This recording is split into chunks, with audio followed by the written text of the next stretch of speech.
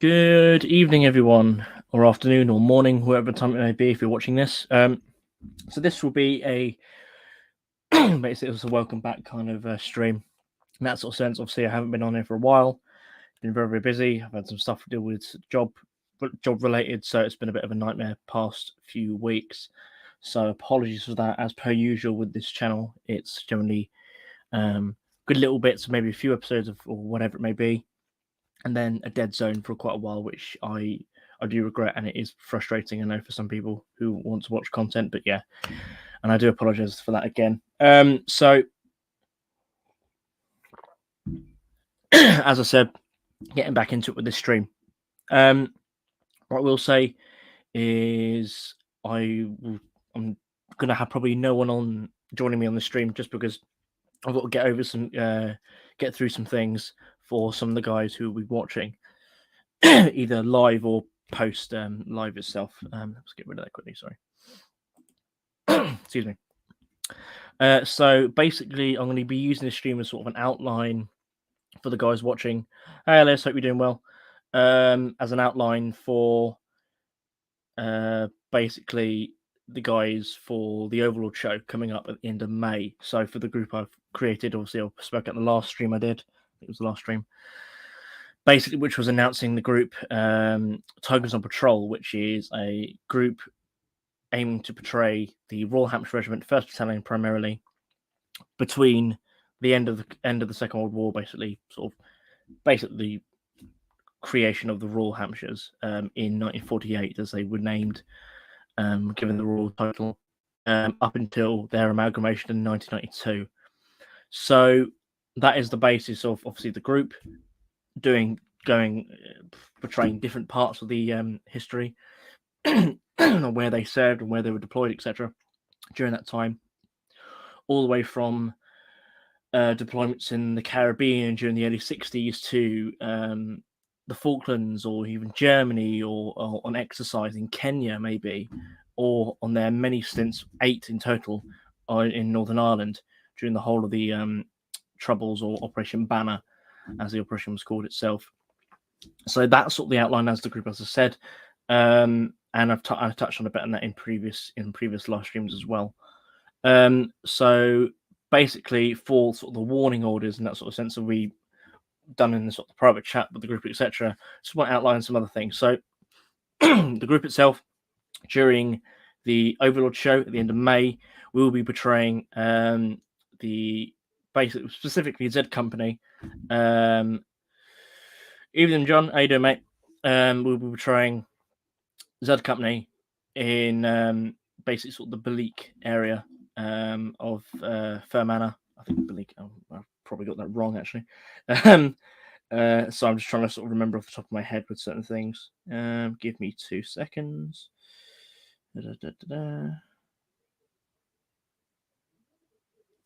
Yeah. Basically Belique. Sorry, so double check with what I've got. Yeah, basically Fermanagh. In 1982. Early 1982 specifically, basically sort of the January, February, March period. They were there for several months. Obviously, after the Falklands War, the battalion was then redeployed down south to the Falklands post the war, to help with security-wise and also with the cleanup really there and everything else as well that was going on at the time. So with doing that, it was a rural tour of Northern Ireland, close to the border, as I said, with Fermanagh. And the battalions, companies were stationed in slightly different parts of that area. And as I said, we're doing Z Company. And it will be rural patrols. We'll be basically doing rural patrols, OPs, especially depending what we're doing, and our display area, to say the least, will be sort of our HQ or whatever it may be. Basically our FOB, a forward operating base. Really, that is our harbour area. For sort of defence and also for living, etc. Obviously, we can't portray it exactly as we would like to, obviously with the resources we have, and I don't think the site itself would allow us to build basically like a small fortress on their sites, really, depending on what they want to do and the ground given, and the fact that we are a brand new group. And until we've sort of cemented ourselves on the circuit for maybe a year or two, or maybe a few more than that, certain sites may not allow us to do certain things because they're like, well, we're giving you this and you might not come through it, but go through with it. I want us to show what our stuff is really and what we're made of. So we'll see how that is. No, Danny hasn't shown, I'm afraid. just comment through the history. I don't know why your thing doesn't allow you to do that. Oh, yeah. So basically, like within Northern Ireland, especially near the border towns, etc., there were basically like corrugated steel forts, basically built with observation towers and etc., built near the border to observe border crossings and also to have a base of operations within the area to go on foot patrols or vehicle patrols, whatever it may be, to basically show presence around the area and also to uncover anything that any of the paramilitaries are doing in the area, if that be loyalist or Republican. Obviously, mainly near the border, it would be Republican or socialist, sort of depending on what the aims of the whatever paramilitary, whatever it is in the area, whatever acronym group it was at the time. I won't point out specific ones because it's as I say again, whole of Operation Banner, the Troubles, Northern Ireland at that period was a very confusing time.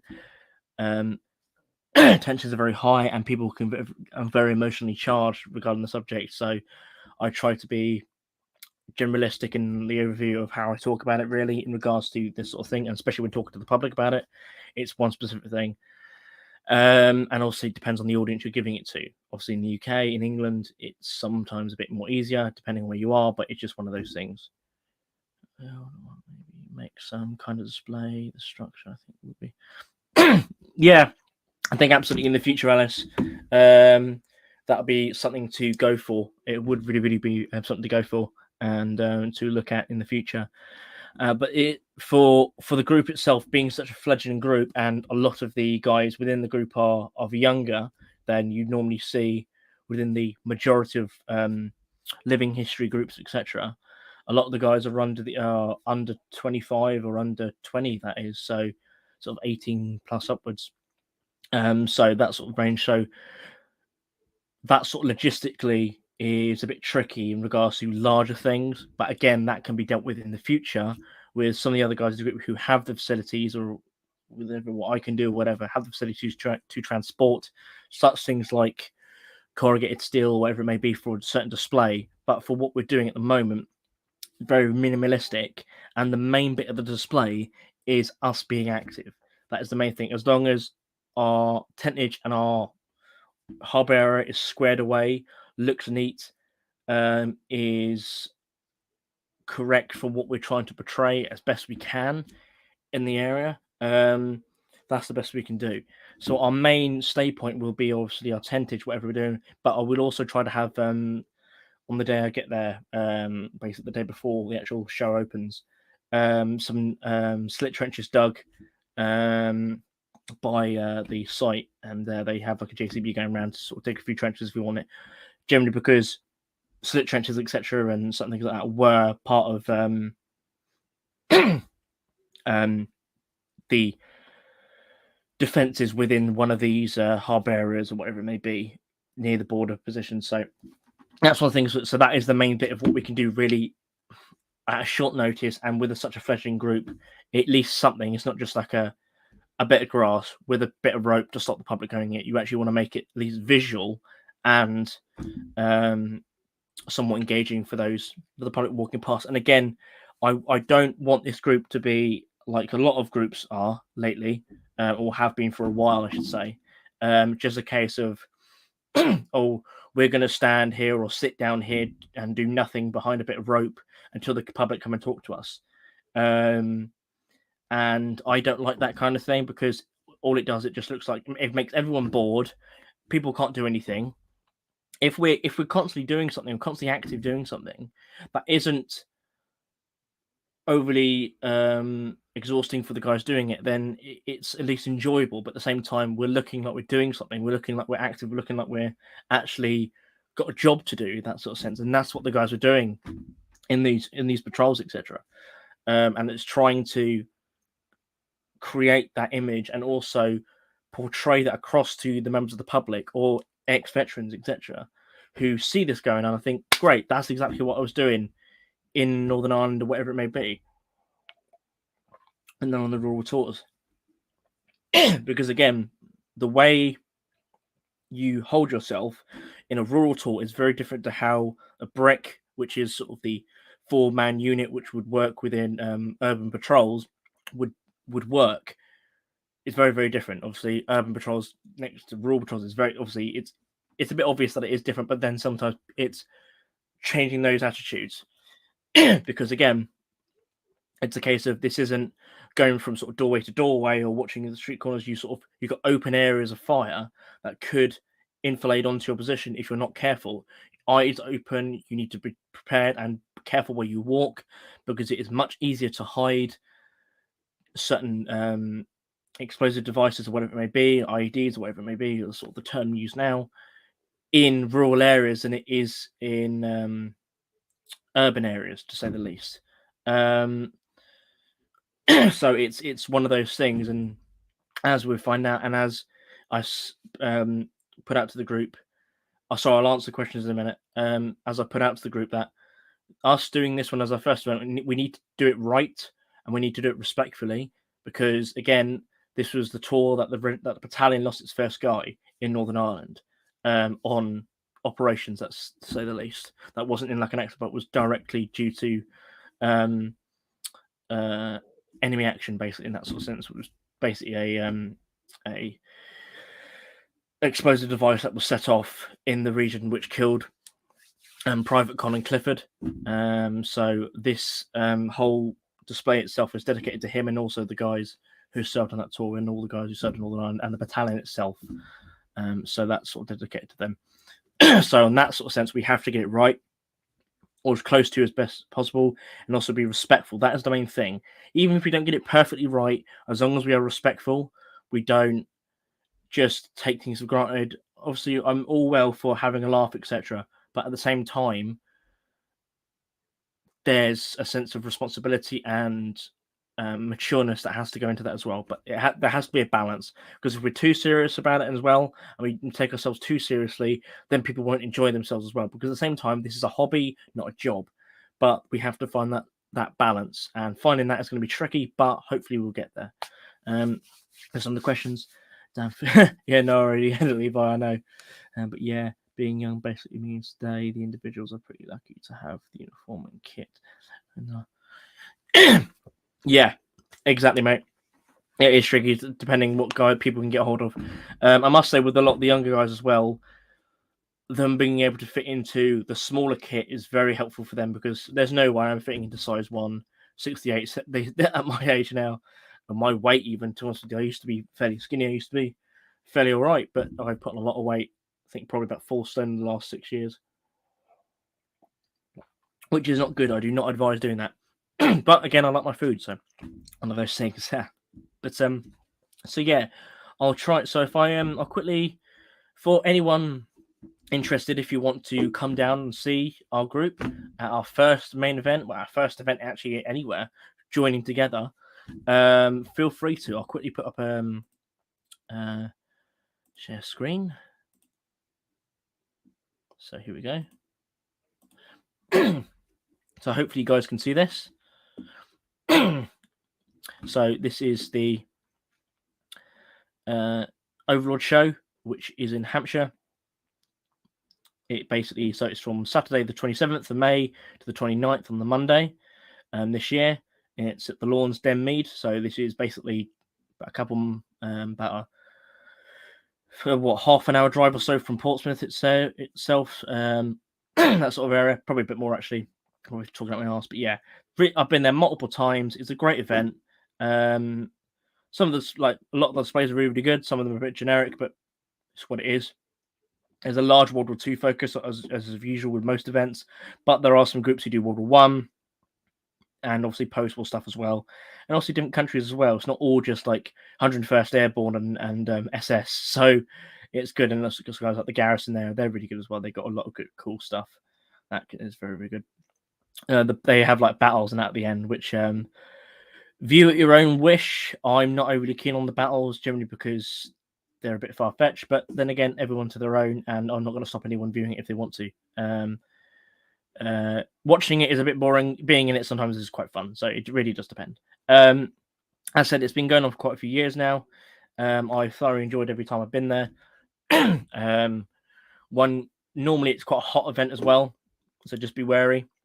Not all the time, but the majority of the time it's been like a scorcher event, like 32, 34 degrees Celsius on average throughout the weekend. I think there's been 1 year where it's been pissing it down, I think. But apart from that one, it's been quite a hot event, which is really, really good. Which can be a benefit and a bad thing at the same time. It's very, very difficult to do some things, but it's one of those things. But I do love the event. It's not too far in that sort of sense, especially where I used to live. Anyway, it was never too far. It was like an hour away. But lo and behold, it's just one of those things. Let's go on to exhibitors, the show info. Here we go, about the show. Got to here, just sort of show a bit of this for the guys whenever it wants to load. There we go. Cool. So a bit of here's a show. So basically, the show, as it says, various forms of the 70s. And basically, it's the Solent Overlord thing, basically. Different sort of names. But yeah, no, it's a really, really good show. And I've always thoroughly enjoyed it every time I've gone.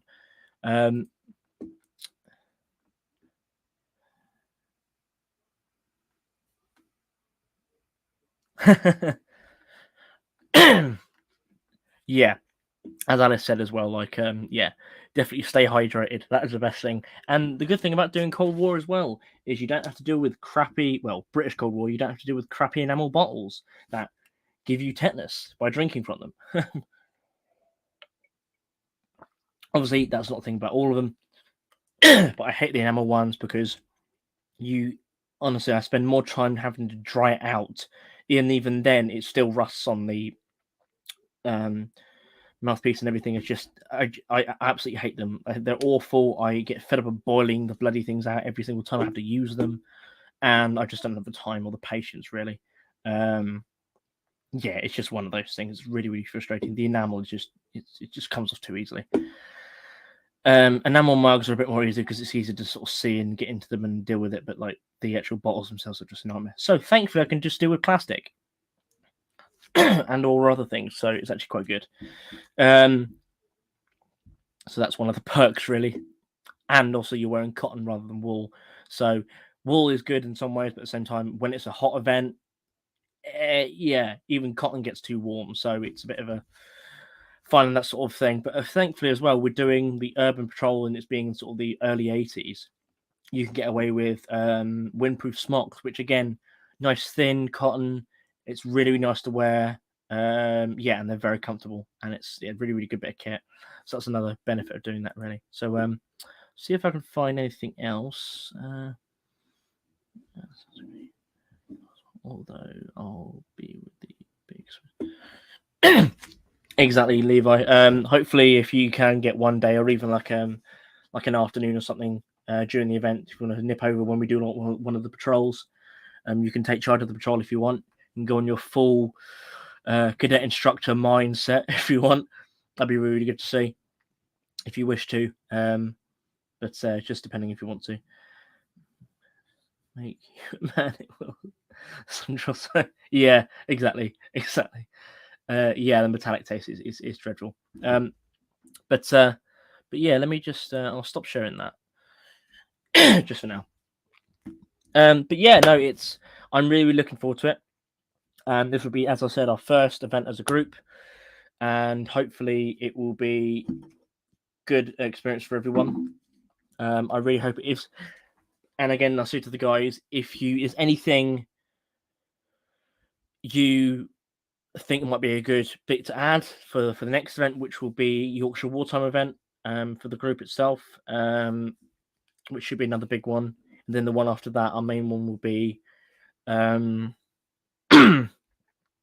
Overlord. No, sorry, Odyssey, which we will probably, for Odyssey, we're thinking, 1969 Northern Ireland. So another Northern Ireland one, but again, the early part. So it shows such a difference between 1982 and 1969. Bear in mind, it's only like what 13 years difference, so roughly. But the kit changes is immense. It's absolutely immense.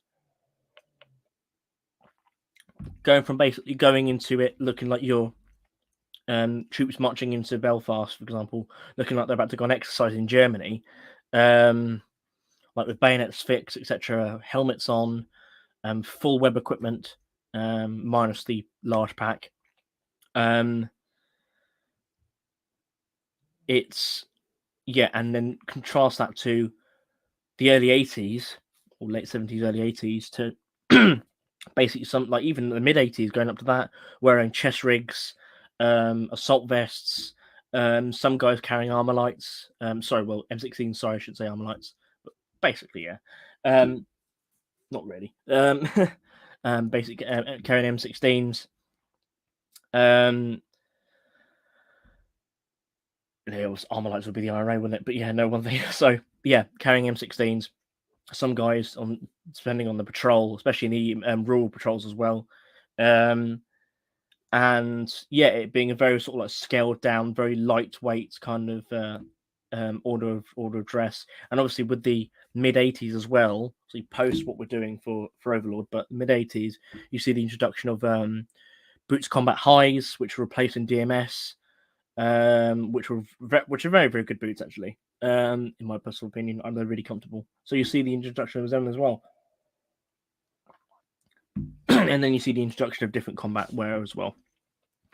Excuse me. So it's a great sort of period. That sort of transition from the late 60s to the early 80s is leaps and bounds.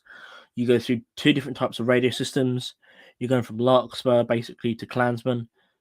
Either or was generally terrible anyway, but again, that's transformation. The furniture and like the SLR changes obviously from wooden to the plastic basically.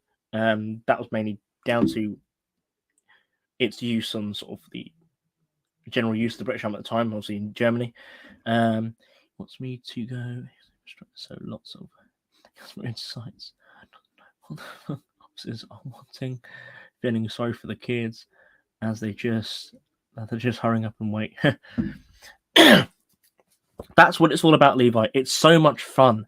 No, so yeah, it's getting those sort of things, and all these things are changing. So it'd be very very good to sort of show that, and I think Odyssey would be a very very good place to do that, because we could have hopefully we can by that point, obviously that being August, we've sort of advertised ourselves a little bit, and hopefully we can get some contacts, and if need be, I can try and pull some strings with some of the contacts I've got, and then also guys who are with us who know some people who might be able to help as well. So it'd be great to get maybe an early Land Rover maybe to be with us, or something along that lines, or whatever it may be. And I might have a talk with another group to see if they might be interested in doing something similar. So that'd be really really cool. If maybe for 1 year they want to do something with us or something, that'd be brilliant. I'll have a word with the head of some groups, to see what they want to do, and if they could help out with whatever we can do, or we can help out them, whatever it may be, because we've got some good cross wires, we've got some good cross communication with members in the group and vice versa, so we can probably help that sort of thing out. Some people might know what I'm on about, but I won't say it here just because in case nothing comes of it. But yeah, it's one of those things that could be good for the future. And in that sort of sense, yeah, it's from where I sort of came up with sort of thinking of the idea and put it to a few people back August last year and slightly before that. it's come a long way, and we've got good traction. We've got good enthusiasm with a lot of the guys in the group, and I'm really looking forward to where this is going. In regards to Yorkshire Wartime, which is early August, as far as I remember. I'll just double check again, or late July. I can't exactly remember. We will be trying to aim for something a bit more tropical in that sort of sense. So either one of the tours in Kenya, exercises in Kenya, but then again, that poses the question of like, we're going to need L85s for that, and most of us don't have access to them at the moment because the correct ones we need are L85A1s, and it's a bit tricky to get them at the moment, but it's one of those things. Or there are other things such as the deployments out in the Caribbean, which will be very interesting, and no one really knows about that much. Like really, really obscure. Oh, absolutely, that'd be good. Yeah, probably like the deployments out to the Caribbean, like Jamaica, British Honduras, and British Guyana, where I think Jamaica was the riots. British Honduras was tornado relief, as far as I remember, and it's a really, really interesting time. There's some good photos. I'm going to have a talk with a contact I have at the Regiment Museum to see if I can get some more photographs in regards to those deployments, because that'd be very, very helpful. Anything like, because that was the Hampshire's probably the last, I think, as far as I'm aware, the last regiment deployed out there, when it was still to Jamaica anyway, when it was still under the crown in that sort of sense. It wasn't like just like a general Commonwealth nation, when it was still a kind of protectorate colony kind of thing deal. Yeah, no, it's Levi. That's what I sort of look for really, is the airsoft ones, because obviously they're cheaper and obviously easy to come by. But it's a case of getting ones which are A1s. Most of the L85s on the market for airsoft that are still available are mostly A2s, and it's probably going to be more pain in the arse and they're more of a nightmare trying to find parts to swap over to make them A1s than doing that. We probably could look to getting someone to 3D print them, but again, that's a bit of a nightmare. It's mainly the main visual aspect is the cocking handle, instead of being that sort of like curved, like upside down trigger looking cocking handle. It's obviously that round one, and things of that nature, but also other little bits which are a bit more in detail people will look for, etc. But it's one of those things. Exactly. A lot of upfront cost.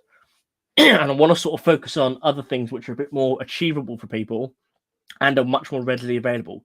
So that's like having conversations with Gabriel from Ireland, who basically recreates Northern Ireland kit for mainly film work, but obviously does sell as well. He's just got 9 to another group at the moment who I'm going to be helping out at Living History UK Festival with, which would be good. They've had 9. That's the shields. That is the small aluminium alloy riot shields. Obviously, I've got one, as you've seen on the videos before, but he makes them. He makes Cromwell helmets, or basically gets the Cromwell helmet and then puts the visors on, and also refits other ones as well, and does an absolutely amazing job, and has really got a really good corner of the market there, especially with the popularity and the interest of Operation Banner building in the last few years. It's very, very good market. Teardrop deflector versus round thing. Yeah, we. Oh, that's good to know. Well, that's good, Alex. Good to know. Well done. Good to find, actually. So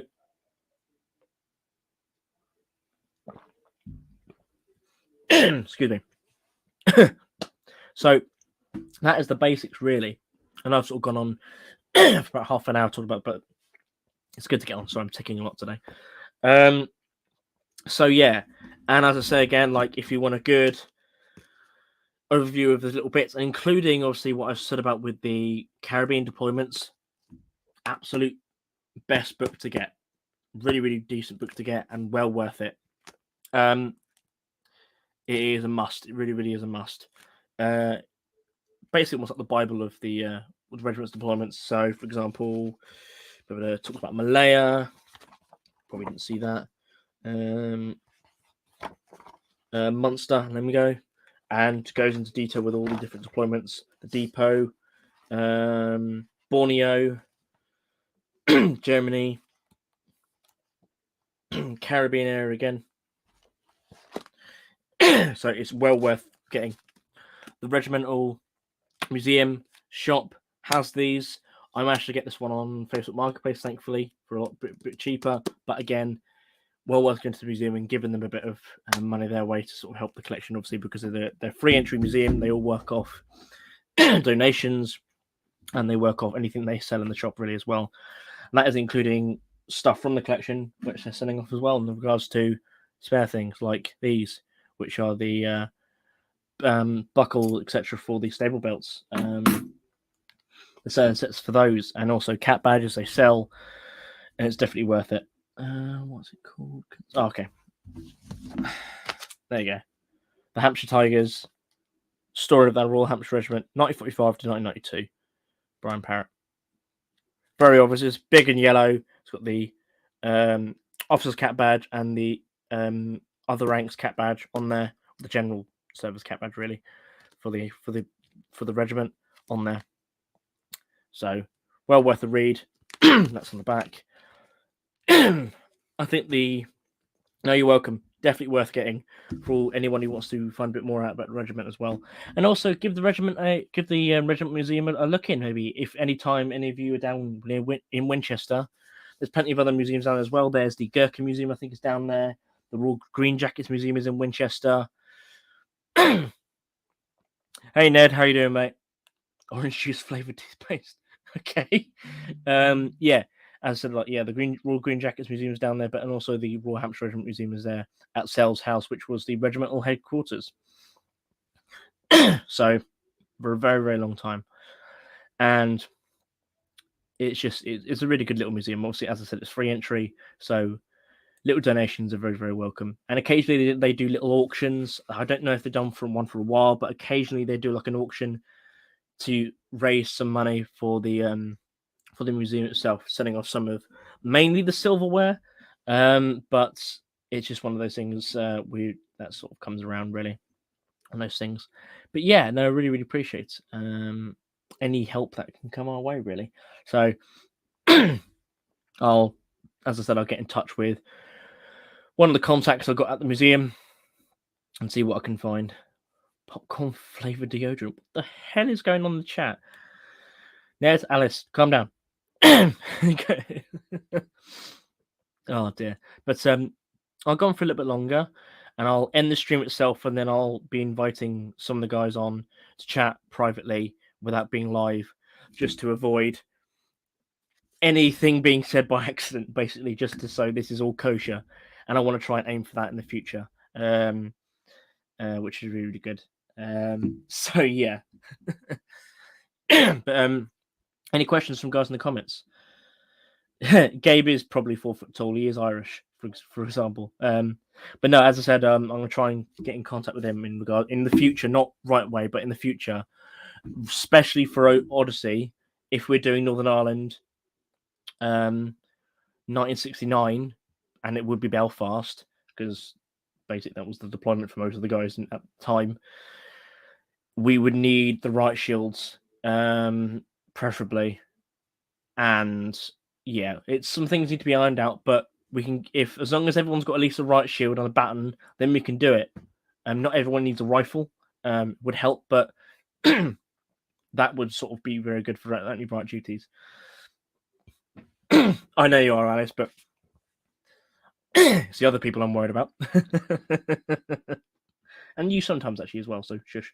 But yeah, also in regards to the regimental website as well, they do sell things such as the Tiger Rag. Definitely worth picking up a copy or two. They're generally made about the different deployments. So, for example, this one's Northern Ireland, 1989. 89 to 91. So that was a long tour.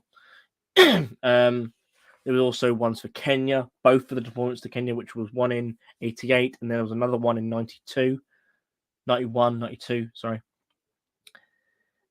I do mean you, Levi. So yeah, they're definitely worth a go, and there's also off for other deployments as well. And there's little bits here and there, and they're definitely worth the read. And I know Ned, for example, picked up the pictorial history of the regiment as well.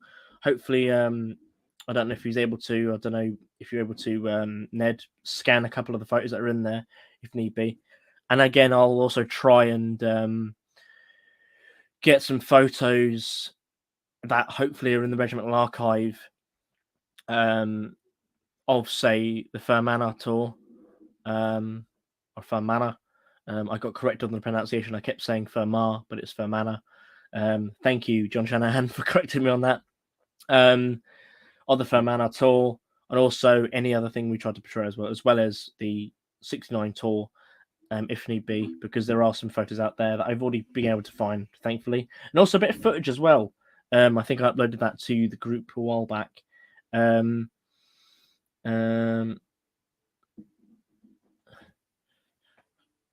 I thought you'd already picked it up. Okay. Oh, wicked, mate. Cheers. Thank you. And also in regards to the Kenya tour, and if I can get photos of the Caribbean ones, as I said before, so hopefully I can get that sorted as well. So that'd be next thing on the list. Also, I can hopefully do something in the future with other people if need be, to hopefully get a bit more insight into some things. And I've only just mentioned this to one other person today. This was sort of a brain idea kind of thing. Not obviously for now, but maybe not immediate close future, but maybe sort of semi-distant future, possibly next year, once I've sorted a few things at home out. Do sort of like a once a month, probably, like podcast kind of thing. Again, it's finding the motivation to do that. Like, I'm not exactly on top of getting videos out on time or in a sequence that isn't like months apart. But do maybe like a podcast thing related to the battalion, related to the regiment itself. Talk about specific things that we might be portraying in an event. So, for example, I could do an episode talking about the Fermanagh tour, and then obviously the deployment tour, etc. But I think the best way to do that probably is to get guys who went on those tours. And thankfully, there's a plethora of guys I can contact and speak to regarding that as well. So it might just be sort of an interview about that person's experiences or whatever during that tour, or during the deployment or wherever it may be. Cheers, mate. No, that'd be honestly, I do need like but it's about having the motivation really. Sometimes I just don't have the motivation. Either I'm tired from work or when I was in work, or just getting around to do things. And the main thing is I despise editing. This is why I quite like doing live streams, because it requires the least amount of editing or practically none. All I need is to do the when it's going to start, and that's basically it. And once I've clicked in, it's done. Hey, dude, hope you're doing well, mate. See, you're famous on Rifleman Moore as well. Congratulations. And that was a really good little bit, actually, mate. I really liked the display. Shame I couldn't be there. Sadly, I was at it. I think sadly, I enjoyed myself. I was at the Star Wars celebration over the weekend at the XL in London, but I did really, really want to go to Hat Green that weekend just gone. But it's one of those last weekend, basically. Jesus, that's gone quick. But no, hope you're doing well, mate. But yeah, so it's one of those things, and we'll sort things out as we go ahead. And but yeah, any other questions at all?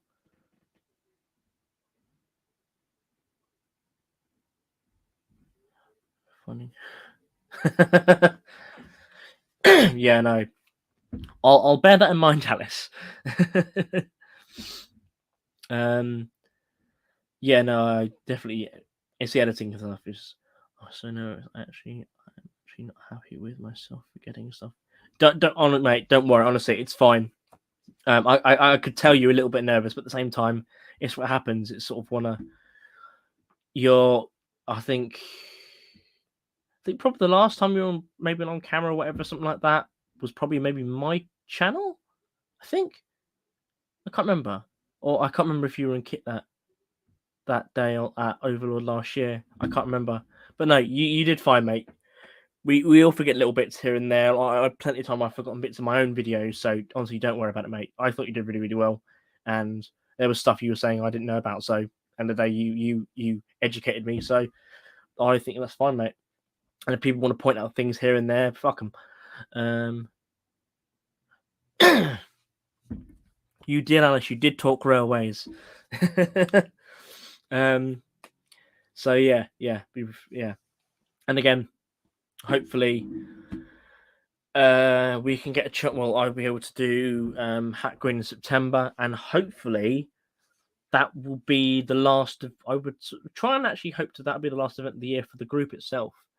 Because I would like to. I know obviously people have got other priorities with gone groups, but hopefully at least 2 or 3 of us can be as part of the group down at Hat Green, up at Hat Green for me anyway, for that. Yeah, no. Simon's great. Like he's very sort of stoic and very professional on camera, but when he's not on camera, he's hilarious. Especially when he's had a drink or two, he's very funny. Must say, not when he's had not this wasn't when he had a drink, but when he was sort of like obviously not on camera, was we did in the trench event a year or two ago, and he was just hilarious. He was absolutely hilarious. So yeah, no, he's a good bloke. He's a really, really good bloke. Yeah, definitely well worth knowing, and great sort of source of knowledge as well. But no, I hope to sort of have like a small contingent for the group. Somewhat, yeah, somewhat. As I said, I hope to have a small contingent at Hat Green in September. Don't know what doing yet. Could be doing some German stuff, or again Northern Ireland stuff, because sort of perfecting that early Northern Ireland thing and getting it out there. Obviously, doing it at Odyssey would be brilliant, sort of on a large scale, and on a small scale in regards to having the facilities at our disposal at Hat Green. Doing an early Northern Ireland would be brilliant. It would be so good. Be really, really cool. Having like guys with like the small metal shields and doing almost like a kind of riot kind of situation would be absolutely amazing to sort of try and portray. Give a bunch of people like foam bricks or something or whatever it may be. Obviously, we've got to be serious and have a bit of respect for things, as I sort of said about things earlier, but that'd be really, really cool. That's fine, man. That'd be cool.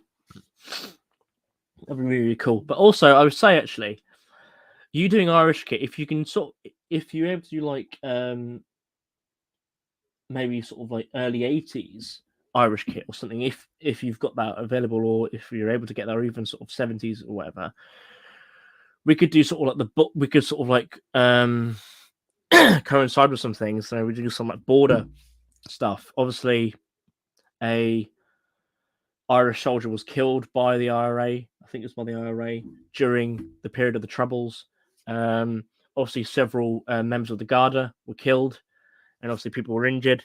Because again, for example, like organizations like the IRA and other organizations saw the Irish Republic as sort of selling out. There's a reason there was a civil war in the 20s, because they saw as the Irish Free State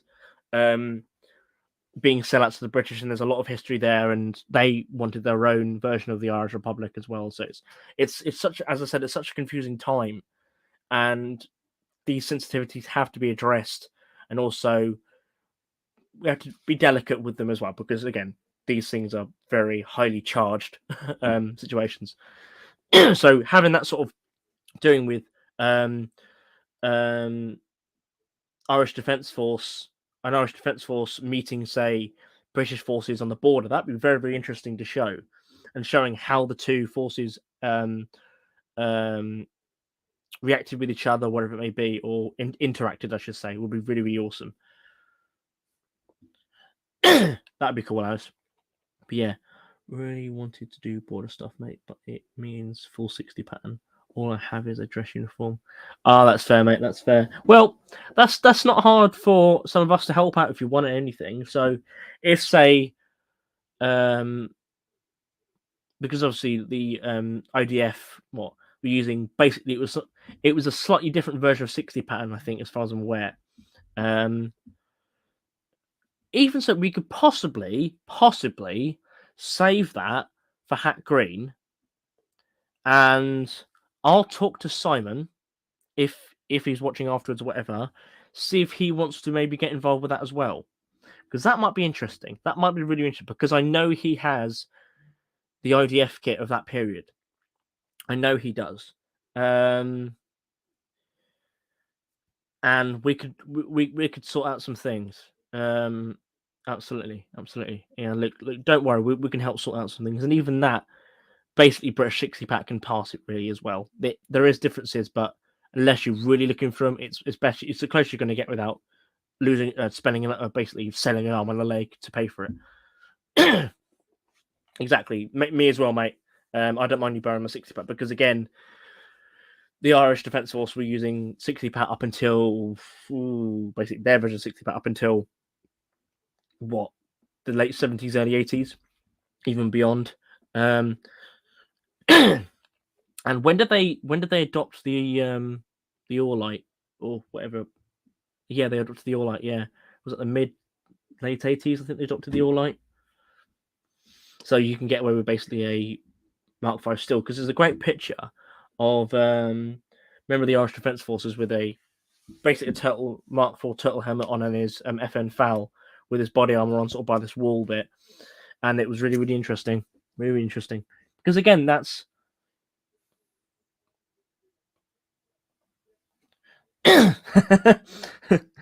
I'll definitely ask him. They were using 60 pat until Paddy Flash, mate. Until okay, fair enough. That's good. At least that's good. And yeah, was sort of the late 80s they brought in the All-Light. Yeah. To be honest, Paddy Flash is kind of cool though. But if you want real rarity, you want the Irish desert DPMs. They're very, very, very, very scarce. And yeah, they're very, very pricey these days. Very, very rare. But yeah, no, I'll have some conversations. Obviously, we've still got till September, but that'd be something really, really interesting to do. A sort of joint thing and that would look amazing. I don't think that's been done before. Early 80s. Okay. I know someone on John Shanahan's stream last night, I'm trying to remember who it was now, said they managed to get one for very, very cheap, like 20 quid, because the person selling it didn't know what they had. And I thought, you lucky git. But yeah, it's crazy money these days. But I think that would be very, very cool to do, which has never sort of probably been done before, showing this wasn't just problems for British and security forces in the north. This was also an issue for security forces in the south, in the Republic of Ireland, because again, they're having to deal with their own problems there. They're having their members of the Garda targeted. As I said, one member of the IDF was killed as well.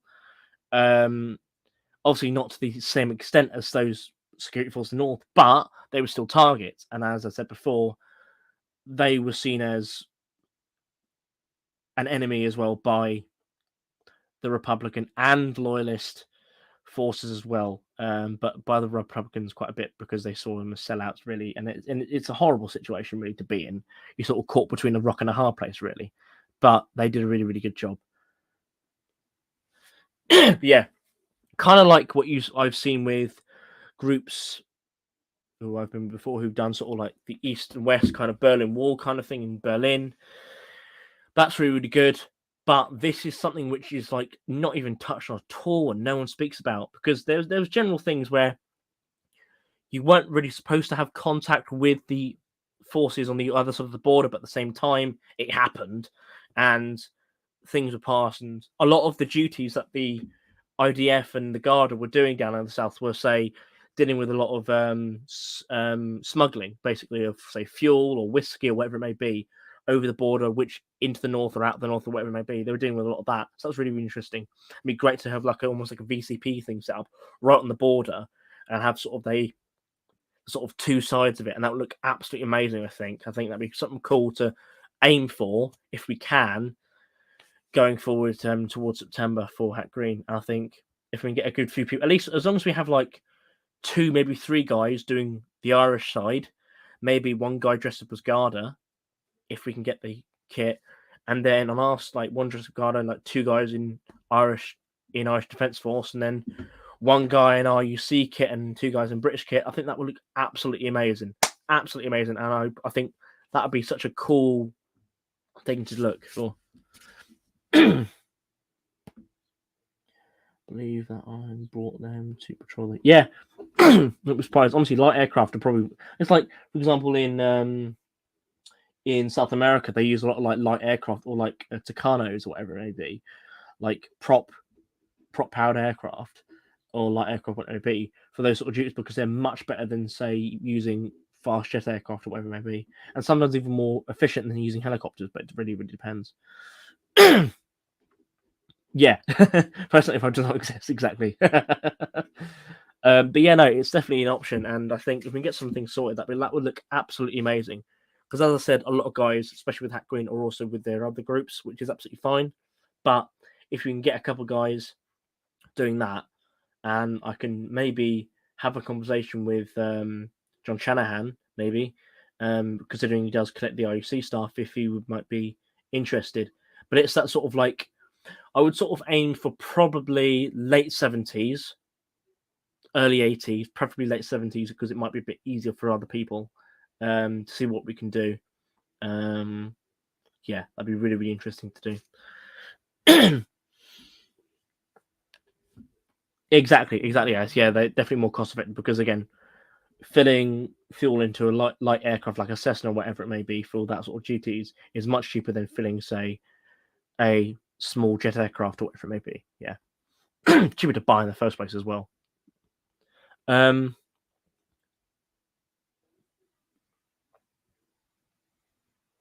That's fair enough, mate. That's fair enough. I know. I can again. We've got a long time till that, and it's not obviously this isn't set in stone. This is just an idea, but it's one. It's one that could be quite interesting.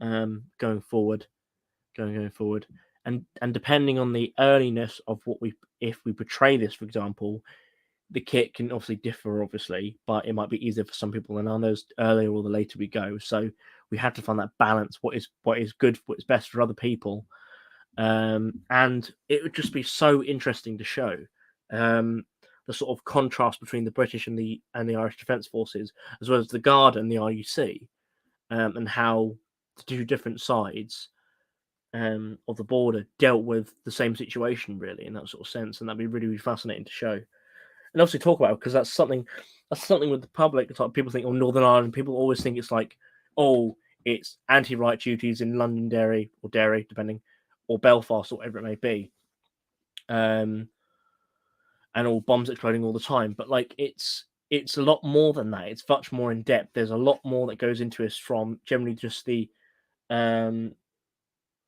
security side. You've also got the much more clandestine counterinsurgency stuff that's going on both sides of the border,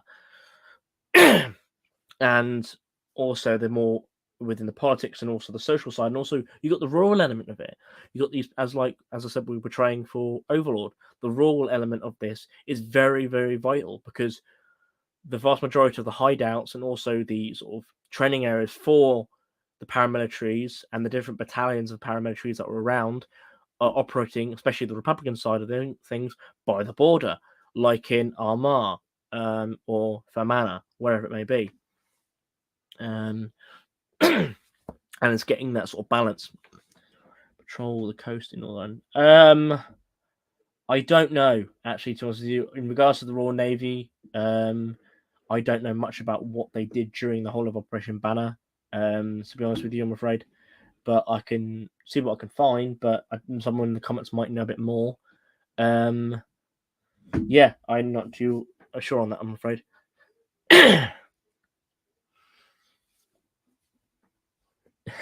No, that's fine, mate. But no, it's just one of those things, and we'll see what we can do.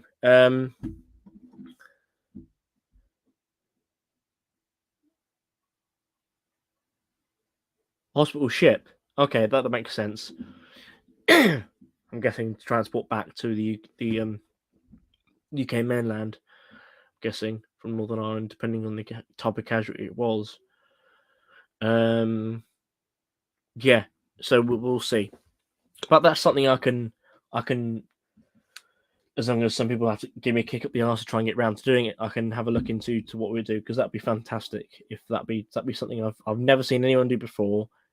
Again, Operation Banner is something which is still done by one or two groups, sometimes of the year. That'd be fantastic.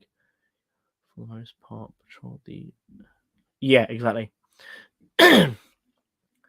Absolutely, yeah. Yeah, Motorman was 72. Was it 72?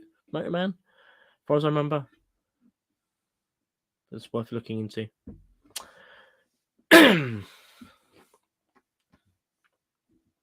yeah, absolutely, yeah.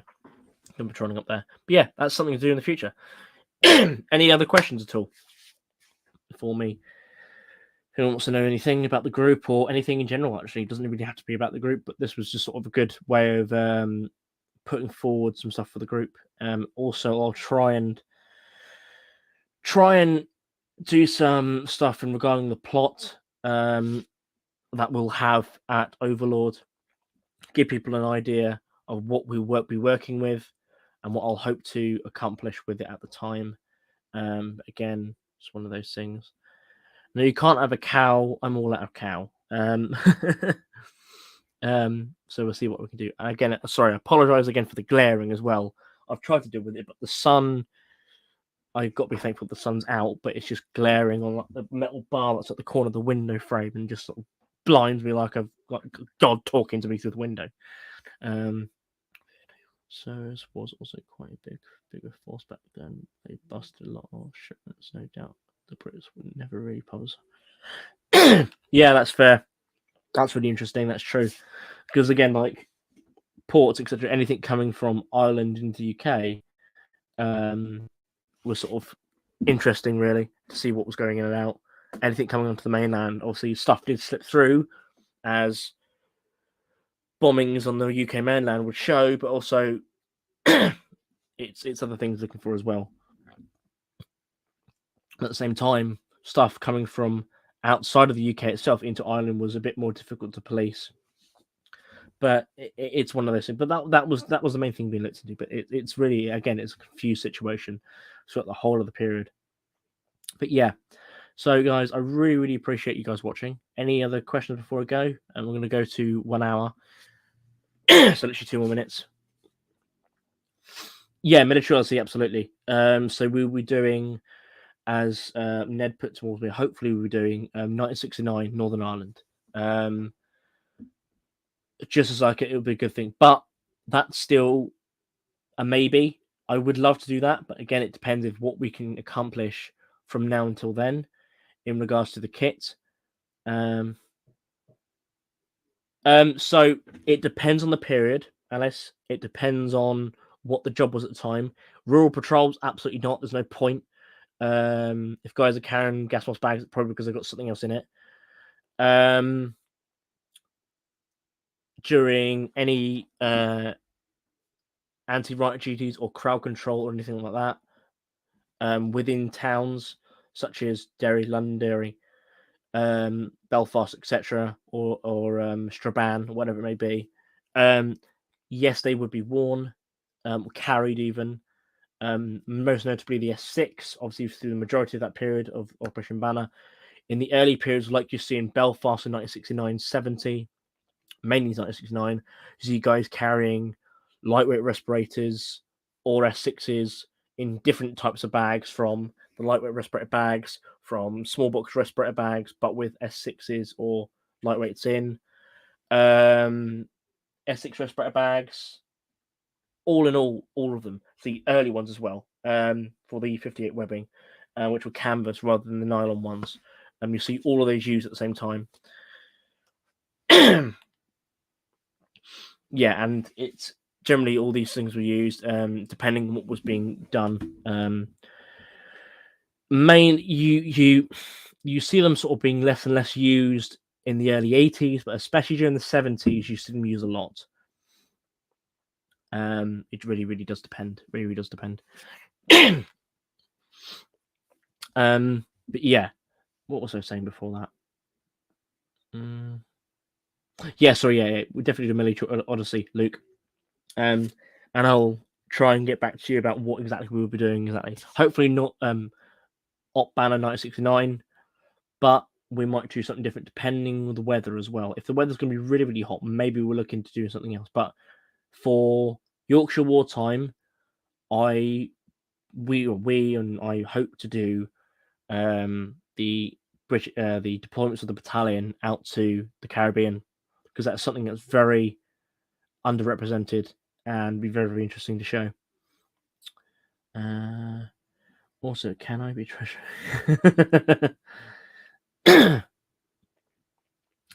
I'll get back to you on that, Alice. I don't know. At the moment, we've got no funds that go into the group at the moment because, again, I don't think that seems appropriate. Really, being the starter group that we are, to have funds going into a group. Really, people have their own kit, and we're willing to help out anyone if we've got spare kit if they don't have it. So that sort of thing. Maybe a couple of years down the line, or a year or two down the line, whatever it may be, we can look into. I hate people sort of, oh no, you need to pay in this so you can be part of the group and be on the thing. So I don't agree with that really. I really don't agree with that. Like if things need helping, like that, if something we'll have a we'll have a swap thing around and see if anyone can help out or whatever it may be. But the whole thing of paying your admin fees or whatever it may be for the group, like I understand why groups do it, but at the same time, it puts people off. No, you can't embezzle. Jesus Christ, no. God, I'm taking a lot today. Excuse me. No, you can't embezzle.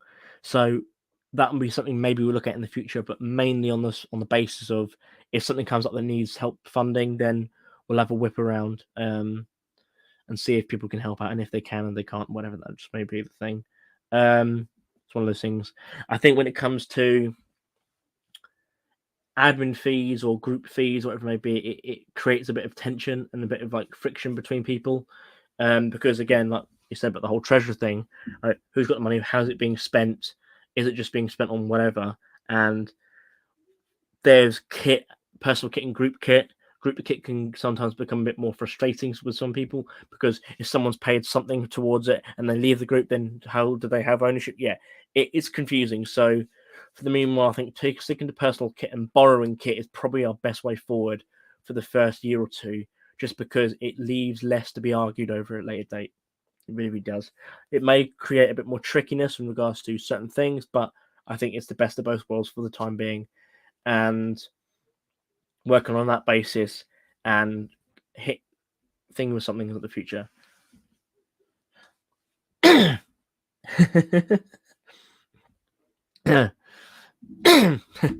you too, Jesus Christ. So yeah, that could be something we address in the future anyway. But yeah. But as I said, thank you so much, guys, for watching. It's been really good. As I said, I'll be ending the live stream itself, but people can come on and chat with me afterwards. And we'll try and go forward from there, just because I just want to keep the live stream short, because my average live stream, as you know, if you guys have been watching before, it can go on for like 2, 3, maybe 4, sometimes even 5 hours.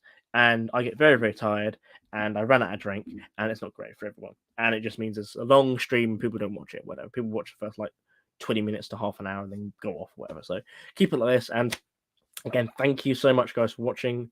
Really appreciate it. And hopefully you can join us for an event in the future.